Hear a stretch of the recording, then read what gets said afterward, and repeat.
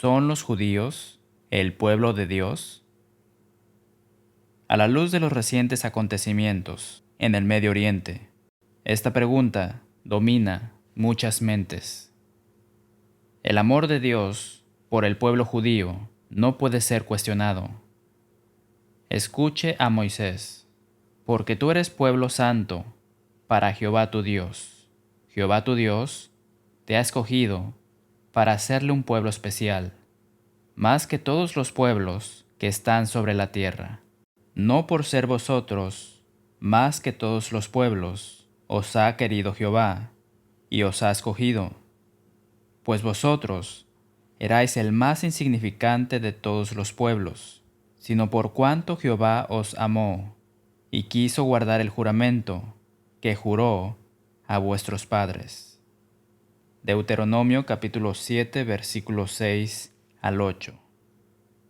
Observe cómo esta relación depende de la fidelidad judía.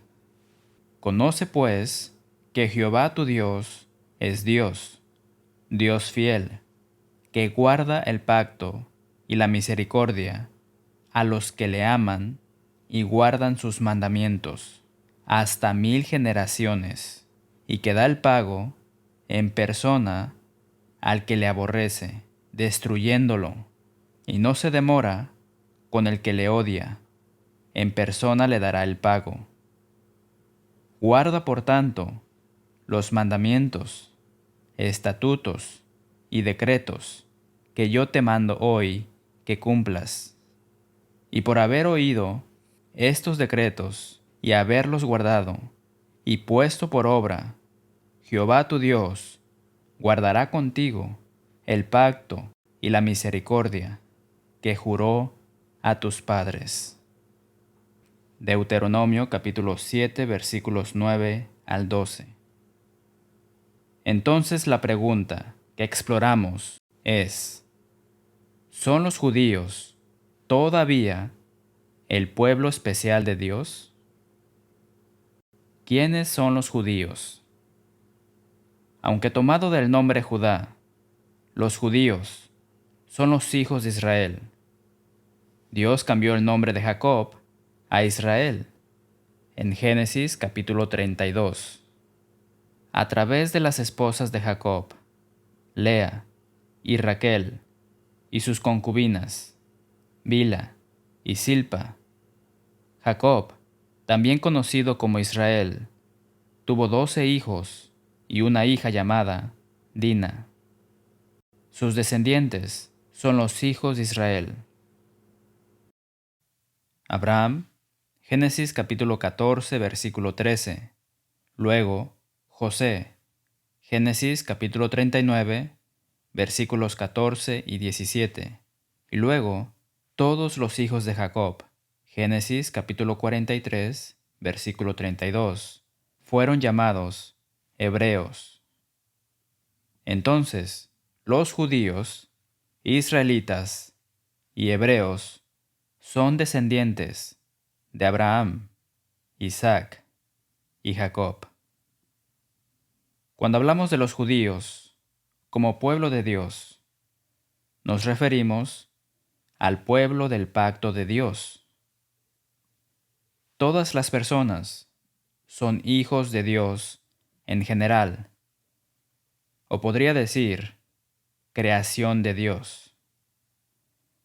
Pero para ser el pueblo elegido de Dios, uno debe estar en una relación de pacto.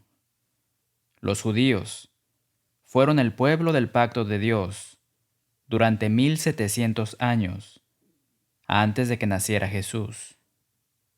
El Señor le dice a Abraham, en Génesis capítulo 12, versículos 1 al 3.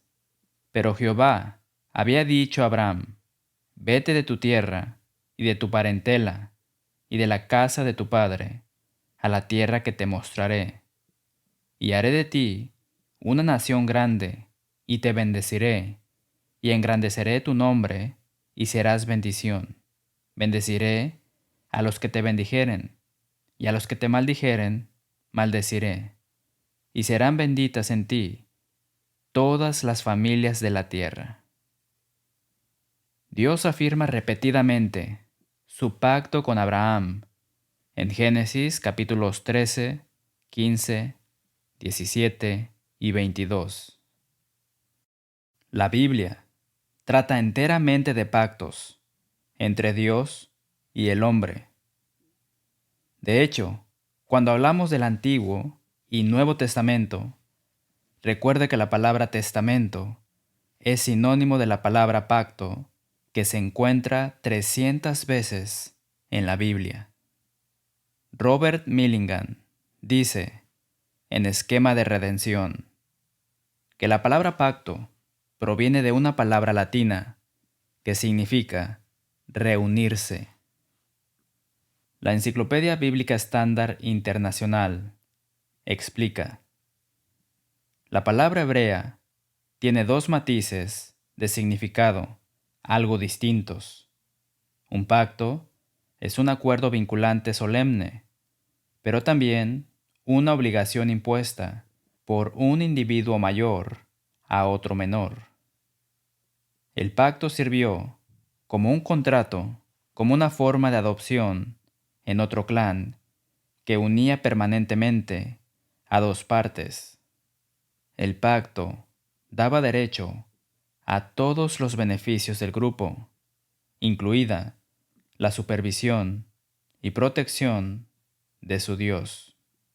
Mediante el pacto, uno pasaba de ser un extraño y un extranjero a convertirse en parte de la familia, similar al vínculo entre familias establecido por el matrimonio, pero incluyendo un componente religioso.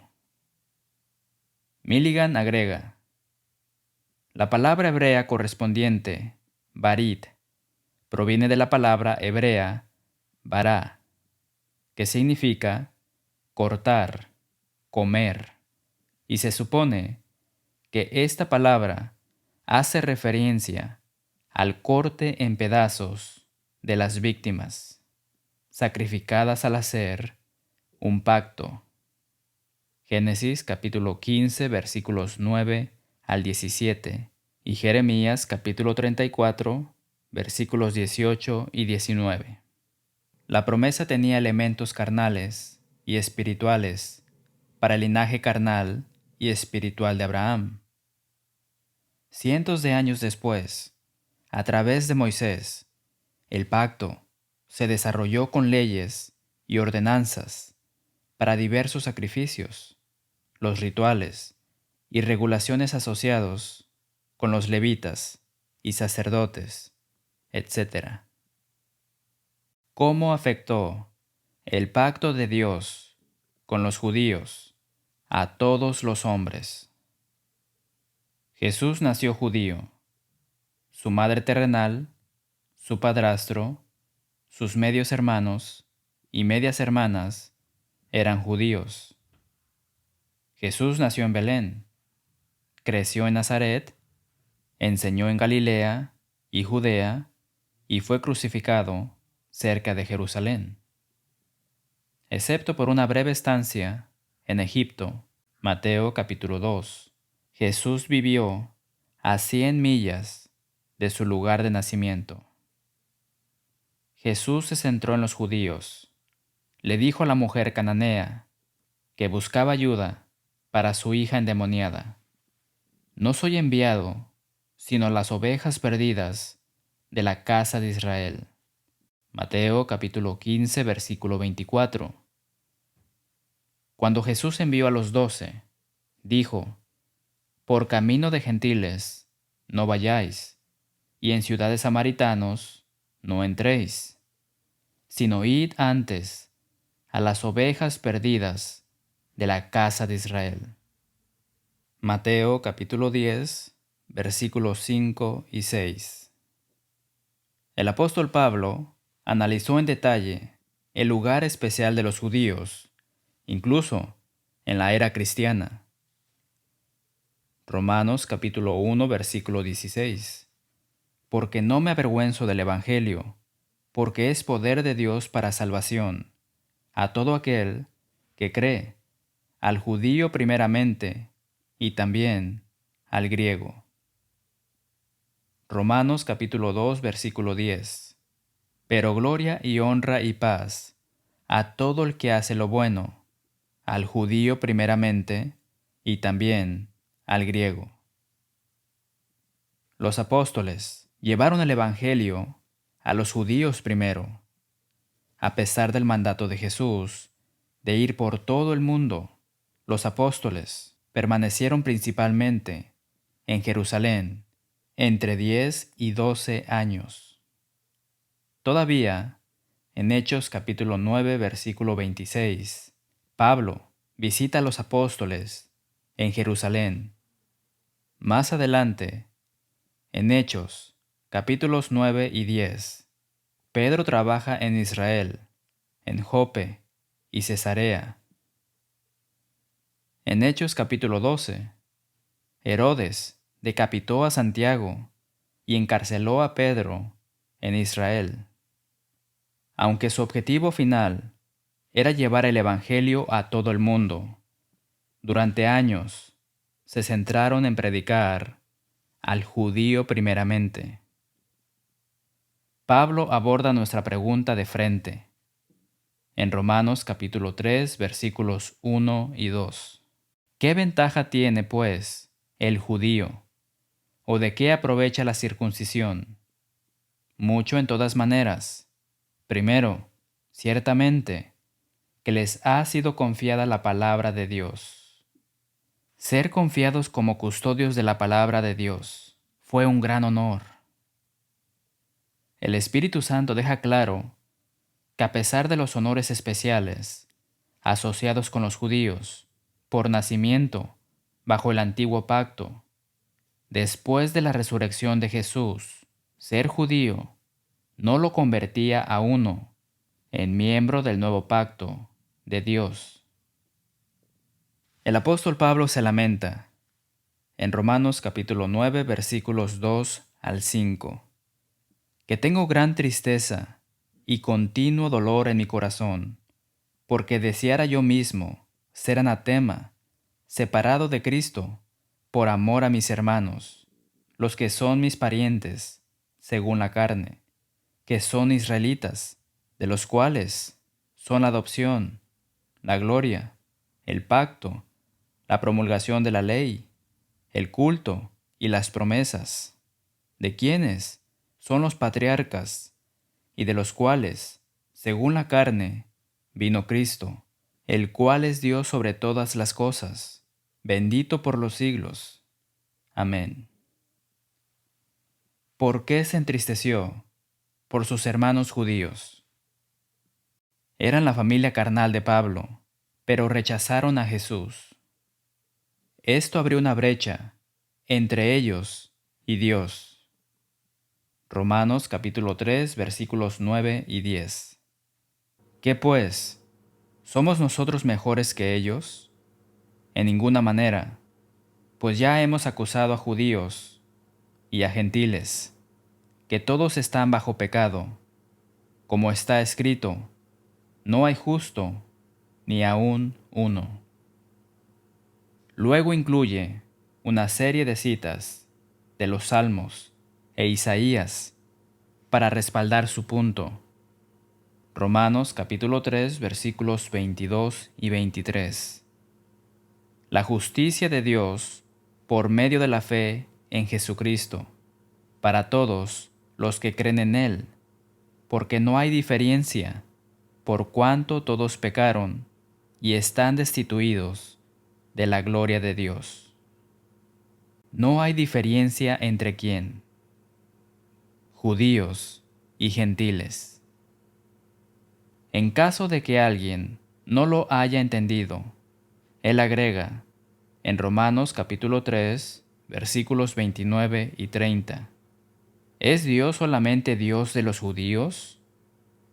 ¿No es también Dios de los gentiles? Ciertamente también de los gentiles, porque Dios es uno, y Él justificará por la fe a los de la circuncisión, es decir, judíos, y por medio de la fe a los de la incircuncisión, es decir, gentiles. tenemos acceso igual a Dios por fe y no por nacimiento. Pablo usa las escrituras hebreas para probar su punto en Romanos capítulo 9, versículos 25 al 27. Como también en Oseas dice: llamaré pueblo mío al que no era mi pueblo, y a la no amada, amada. Y en el lugar donde se les dijo: vosotros no sois pueblo mío, allí serán llamados hijos del Dios viviente. También Isaías clama tocante a Israel: si fuera el número de los hijos de Israel como la arena del mar, tan solo el remanente será salvo. Elías, por ejemplo, estaba entre el remanente o el resto de los fieles de su época. Pensó que era el único que quedaba, pero Dios le dijo que quedaban 7,000, una porción muy pequeña de una minoría de judíos que vivían. Veamos qué enseña el Espíritu Santo sobre lo que es y lo que no es el número uno entre el pueblo de Dios. Romanos capítulo 9, versículo 6. No que la palabra de Dios haya fallado, porque no todos los que descienden de Israel son israelitas. En otras palabras, no todos los que son de Israel físico o literal son también el Israel espiritual, el verdadero pueblo de Dios. Contrariamente al pensamiento actual, el apóstol Pablo escribe en Romanos capítulo 2, versículos 28 y 29: pues no es judío el que lo es exteriormente, ni es la circuncisión la que se hace exteriormente en la carne, sino que es judío el que lo es en lo interior, y la circuncisión es la del corazón.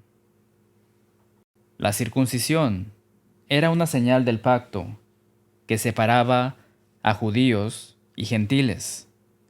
Pero observe el punto que Pablo señala en Romanos capítulo 4, versículos 11 y 12. Y recibió la circuncisión como señal, como sello de la justicia de la fe que tuvo estando aún incircunciso, para que fuese padre de todos los creyentes no circuncidados, a fin de que también a ellos la fe les sea contada por justicia, y padre de la circuncisión para los que no solamente son de la circuncisión, sino que también siguen las pisadas de la fe que tuvo nuestro padre Abraham antes de ser circuncidado. Primera de Corintios capítulo 7, versículo 19. La circuncisión nada es, y la incircuncisión nada es, sino el guardar los mandamientos de Dios.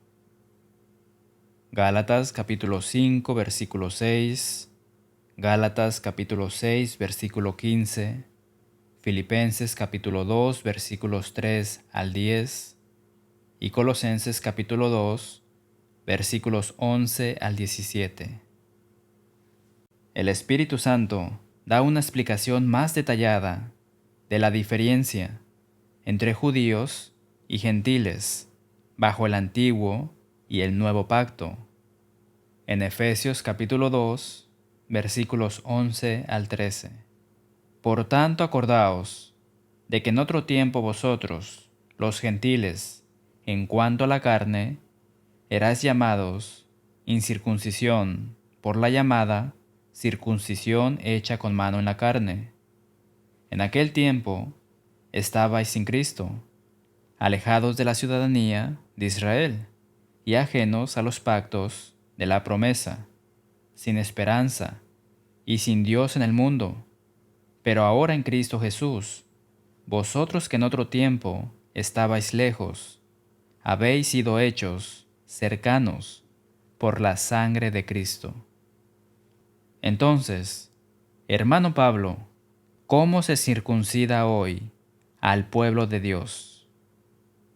Colosenses capítulo 2, versículos 11 y 12. En él también fuisteis circuncidados, con circuncisión no hecha a mano, al echar de vosotros el cuerpo pecaminoso carnal en la circuncisión de Cristo, sepultados con él en el bautismo, en el cual fuisteis también resucitados con él, mediante la fe en el poder de Dios que le levantó de los muertos. ¿Qué pasa con la tierra de Israel? ¿Los cristianos tienen que tomar partido? Cuando lees lo siguiente, parece que sí. Génesis capítulo 13, versículos 14 y 15. Y Jehová dijo a Abraham, después que Lot se apartó de él: Alza ahora tus ojos, y mira desde el lugar donde estás, hacia el norte, y el sur, y al oriente, y al occidente, porque toda la tierra que ves, la daré a ti, y a tu descendencia, para siempre. Génesis capítulo 15, versículo 18. En aquel día hizo Jehová un pacto con Abraham, diciendo: A tu descendencia daré esta tierra, desde el río de Egipto hasta el río grande, el río Éufrates. Pero la palabra para siempre significa sin fin. Sabemos por la historia que los judíos no siempre han tenido esta tierra. Se hace un argumento similar respecto del día de reposo, el día sábado. Éxodo capítulo 31 versículos 15 al 17. 6 días se trabajará, mas el día séptimo es día de reposo, consagrado a Jehová. Cualquiera que trabaje en el día de reposo, ciertamente morirá. Guardarán, pues, el día de reposo los hijos de Israel, celebrándolo por sus generaciones por pacto perpetuo. Señal es para siempre entre mí y los hijos de Israel, porque en 6 días hizo Jehová los cielos y la tierra, y en el séptimo día cesó y reposó. Los observadores modernos del día de reposo, día sábado, luchan celosamente por la ley del día de reposo, pero no conozco a nadie celoso por hacer cumplir la pena de muerte que la ley impone a quienes quebrantan el día de reposo o el día sábado. Si bien usamos la palabra para siempre para significar interminable, la palabra hebrea, olam, traducida para siempre, tiene un significado más amplio. La siguiente explicación es de raicesjudías.net. La palabra hebrea, olam, significa a lo lejos. Cuando se mira a lo lejos, es difícil distinguir los detalles y no se puede ver lo que hay más allá de ese horizonte. Este concepto es el olam. La palabra olam también se usa para referirse al tiempo pasado distante o al futuro distante como un tiempo que es difícil de conocer o percibir. Esta palabra se traduce frecuentemente como eternidad o para siempre, pero en el idioma inglés o español se malinterpreta como un lapso de tiempo continuo que nunca termina. En la mente hebrea es simplemente lo que está en el horizonte o más allá, un tiempo muy distante. Cuando vea lo que está sucediendo en Israel, recuerde que el objetivo principal de Satanás es la alineación, separar al hombre de Dios y al hombre entre sí. Las consecuencias de la caída: miedo, remordimiento, ira, lucha, enfermedad, dolor, tristeza, etc. Mientras tanto, el principal objetivo de Jesús, como príncipe de paz, era la reconciliación, hacer que el hombre volviera a Dios. Y como resultado, Dios ha dado al hombre el ministerio de la reconciliación. Segunda de Corintios, capítulo 5, versículo 18. ¿Puede ver la conexión entre la reconciliación y la obligación que Dios asigna en el nuevo pacto, tanto a Dios como a los demás dentro del pacto? Necesitamos entender hoy la distinción entre el antiguo y el nuevo pacto. Encontramos una alegoría en Gálatas capítulo 4, versículos 24 al 26.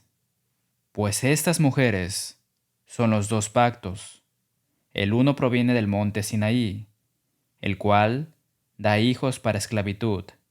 Este es Agar, porque Agar es el monte Sinaí en Arabia, y corresponde a la Jerusalén actual, pues está junto con sus hijos, está en esclavitud. Mas la Jerusalén de arriba, la cual es madre de todos nosotros, es libre. Los judíos y los gentiles necesitaban un nuevo pacto, ratificado, sellado o promulgado por la preciosa sangre de Cristo. Nunca menosprecie el significado de que Jesús entregara su cuerpo como sacrificio. Nunca minimice la importancia de que Jesús derramara su sangre. Pero queridos amigos, qué grave error también minimizar la magnitud del nuevo pacto ratificado con la sangre de Jesús. Los relatos de la Cena del Señor enfatizan que 3 eventos espiritualmente significativos tuvieron lugar en la crucifixión. 1. Jesús sacrificó su cuerpo. Lucas capítulo 22, versículo 19. 2. Jesús derramó su sangre. Mateo capítulo 26, versículo 28. Y 3. El Señor ratificó o hizo válido oficialmente el nuevo pacto. Esta copa es el nuevo pacto en mi sangre. Primera de Corintios capítulo 11, versículo 25. El escritor hebreo cita al profeta Jeremías para enfatizar la distinción entre los dos pactos principales. He aquí, vienen días, dice el Señor, en que estableceré con la casa de Israel y la casa de Judá un nuevo pacto, no como el pacto que hice con sus padres, el día que los tomé de la mano para sacarlos de la tierra de Egipto, porque ellos no permanecieron en mi pacto, y yo me desentendí de ellos, dice el Señor. Al decir nuevo pacto, ha dado por viejo al primero, y lo que se da por viejo y se envejece está próximo a desaparecer. Hebreos capítulo 8 versículos 8, 9 y 13. Entonces, un pacto es obsoleto y es reemplazado por el nuevo pacto o el mejor pacto establecido sobre mejores promesas. Hebreos capítulo 8 versículo 6. Los judíos todavía pueden ser contados como el pueblo del pacto de Dios, pero solo de la misma manera que los gentiles, mediante la fe obediente en Cristo. Jesús habló a su audiencia judía en Juan capítulo 8, versículo 24. Por eso os dije que moriréis en vuestros pecados, porque si no creéis que yo soy, en vuestros pecados moriréis. Los judíos quedaron traumatizados por las muertes de los judíos, cuya sangre Pilato había mezclado con sus sacrificios, y los judíos que murieron cuando la torre de Siloé cayó sobre ellos. Pero Jesús les dijo: No, antes si no os arrepentís, todos pereceréis igualmente. Lucas capítulo 13, versículo 5. Lamentablemente, leemos en Juan capítulo 12, versículos 42 y 43. Con todo eso, aún de los gobernantes, muchos creyeron en él, pero a causa de los fariseos no lo confesaban, para no ser expulsados de la sinagoga, porque amaban más la gloria de los hombres que la gloria de Dios. Jesús, sin embargo, le dice a su audiencia judía en Mateo capítulo 10, versículos 32 y 33. A cualquiera, pues, que me confiese delante de los hombres, yo también le confesaré delante de mi Padre, que está en los cielos. Y cualquiera que me niegue delante de los hombres, yo también le negaré delante de mi Padre, que está en los cielos. Nicodemo, un venerable miembro del Sanedrín judío, tenía todas las credenciales de honor que uno podía obtener como judío. Sin embargo, Jesús les dijo a estos judíos tan estimados: el que no naciere de agua y del Espíritu no puede entrar en el reino de Dios. Juan capítulo 3, versículo 5. ¿No dará usted estos pasos y será contado hoy con el pueblo de Dios?